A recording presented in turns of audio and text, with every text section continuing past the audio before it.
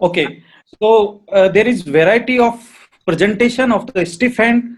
It is very functional problem, and it may lead to significant functional problem, and it is very difficult for hand surgeon to treat, but it is necessary to treat this problem.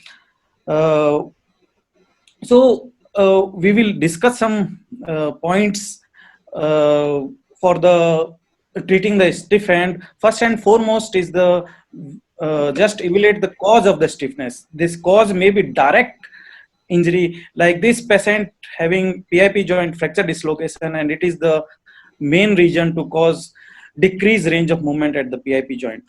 But sometimes it is not a the trauma may be adjacent to the joint, like this PIP fracture was fixed, and later on this leads to because problem was in the PIP proximal phalanx, but there is a problem in the PIP joint stiffness. There is limited flexion as well as limited extension. Probably it has happened because volar plate of the PIP joint having they does not shorten with the flexion and extension, and there is proximal extension as shown in this figure. These are the chacrin ligament. By the edema, it is gotten swollen and easily stuck to the proximal phalanx, and there it leads to limited extension. Later, the affection of the collateral extensor tendon may be the cause of affecting the decreased flexion.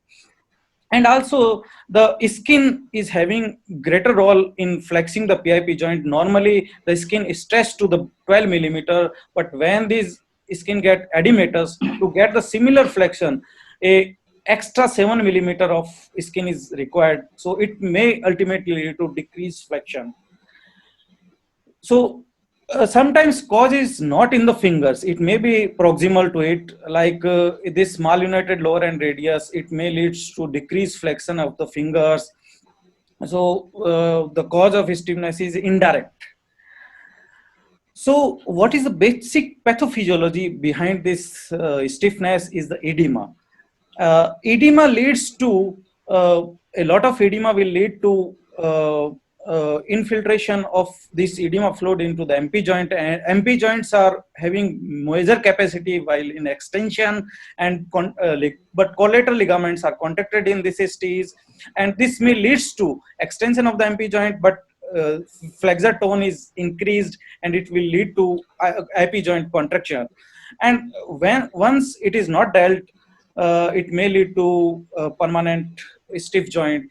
So this edema will bath not only the injured but also the normal structures, and collaterals are shortened, capsule and sheaths become thick, and if adequate measurements are not taken, it may lead to fixed contracture. So this is the basic pathology behind the any stiffness. So causes of stiffness, either limitation of flexion or limitation of extension, may lead from skin to bone. Any cause may be there as enumerated in the slide. So we have to evaluate what is the cause of this stiffness. So after routine examination, I'm just pointing some basic principle. You just assess the range of movement of the joint. If range of movement, passive range is more than active range, one significant finding is that some musculotendinous structure is affected. And if contracture is present, just try to get rid of this contracture, and maybe this musculotendinous structure is adhered to the surrounding things, and it is the cause of the decreased range of movement.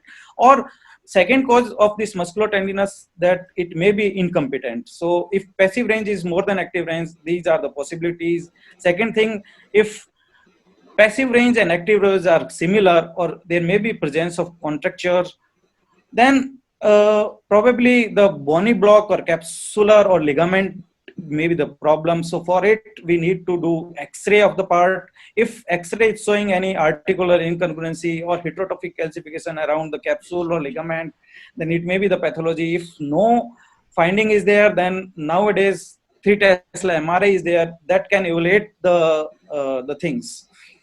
The third possibility is that there is no range of movement. So this is the most difficult situation, and now we will first try to get some range of movement by therapeutic measures.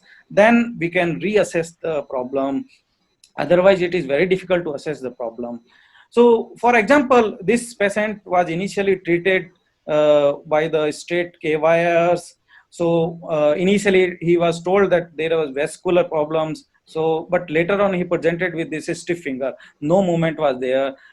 Gradually, this stiffness was overcome. Now we can start assessing what is the problem of adhesions or collateral ligament problems. The second thing, we need to evaluate the intrinsic tightness. The most commonly performed test, this Bunnell test, everyone knows about this.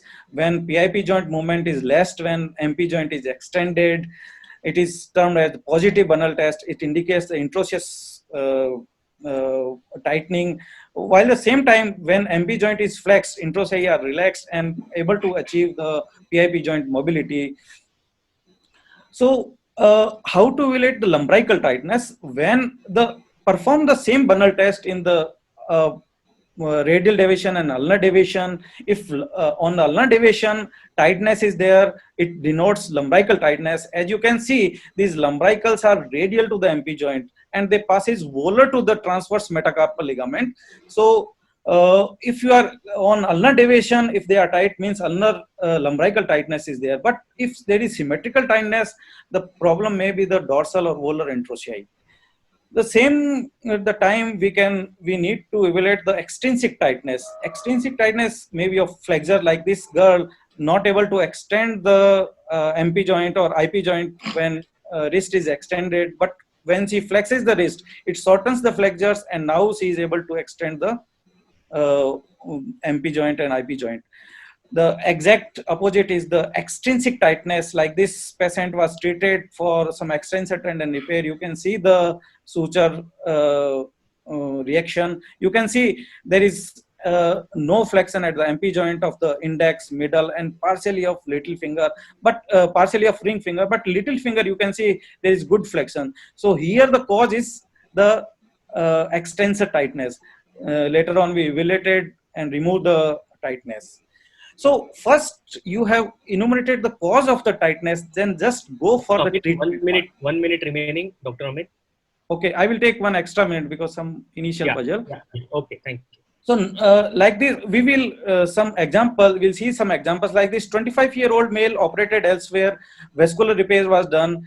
Patient was referred for the nerve repair, but you can see patient has having a stiff hand, no finger movement. So in this type of situation, never jump for the operative procedure directly. Just do non-operative procedures and reassure the patient because he is in a lot of agony. So we did anti-edema measures like rest, the part, static splint was applied, then low load stretch was done. Once the range of movement achieved, we went for the some light activities, patient was reassured, then the results started coming, some range of movement is coming.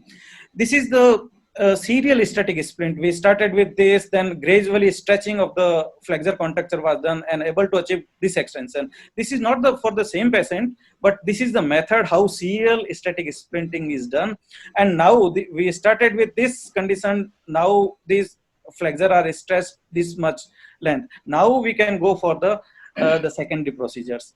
Another example for splints, this 35-year-old male humerus was fixed and then he was prescribed this type of splint. These are the most common cause for the MP joint post-radial nerve palsy. So this is the patient where the passive range when achieved and inflammation has settled, we can use these dynamic splints which gradually stress the fingers and able to achieve some range of movement.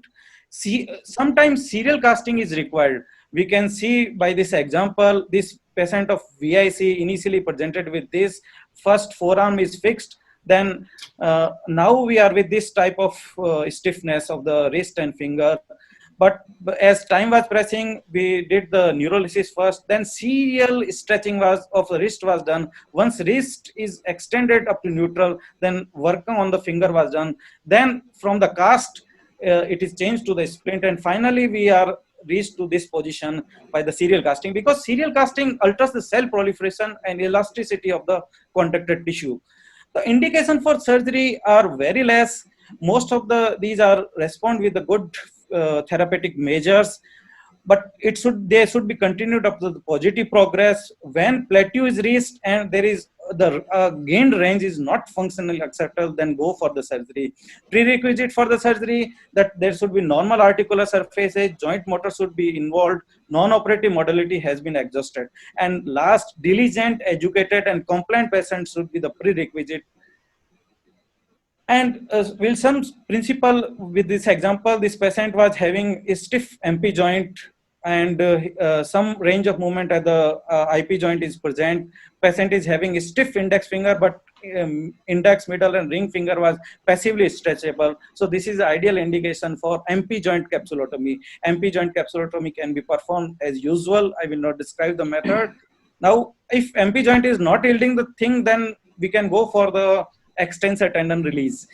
And this patient simultaneously may release the first web space.